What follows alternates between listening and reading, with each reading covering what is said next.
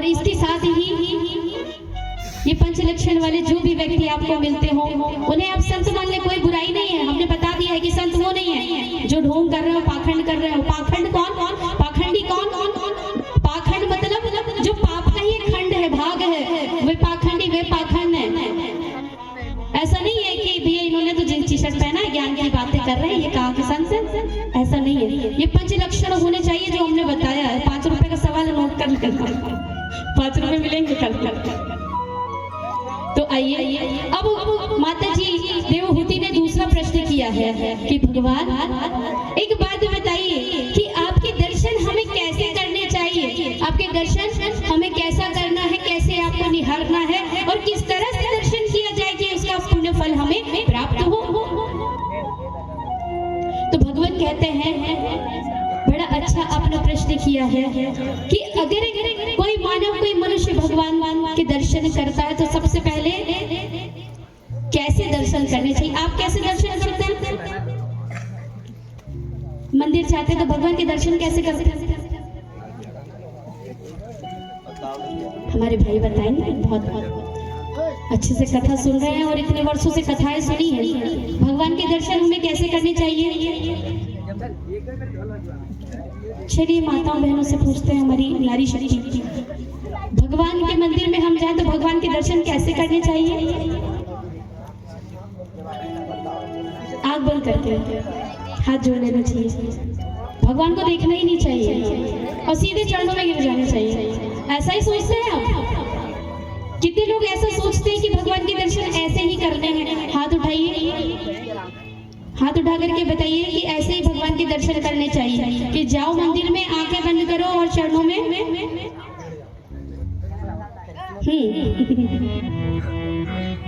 ऐसे कितने लोग सोचते हैं ऐसे दर्शन करने? हाथ उठा के बताइए। नहीं सोचते, मतलब आप समझदार हैं, आप सबसे जानते हैं। क्योंकि जब भी हम भगवान के मंदिर में जाएं तो पहली बात तो ये कि आंखें बंद करके दर्शन नहीं करने हैं। दर्शन कैसे करने हैं? जब दर्शन करें तो भगवान की छवि को निहारें। आंख बंद करके भगवान को प्रणाम नहीं करना है। आपके घर में कोई आए और आप आंखें बंद कर लो, बिल्कुल मूंद लो आंख और बोलो प्रणाम।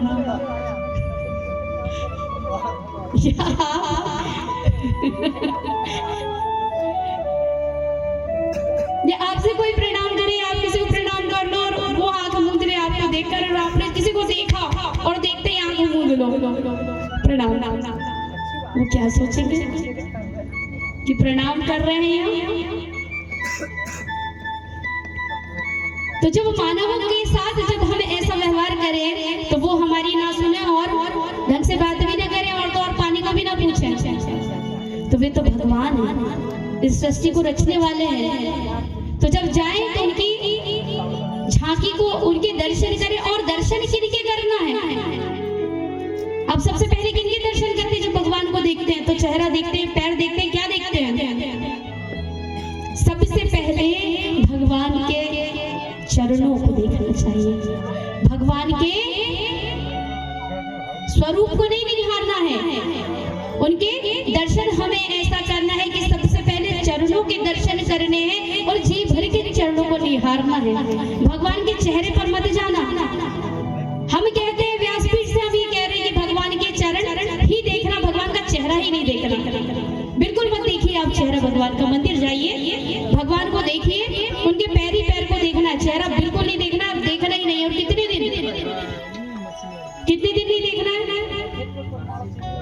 1 दिन, 2 दिन, 3 दिन, 4 दिन, 5 दिन, आप 15 दिन ऐसा करके देखिए भगवान।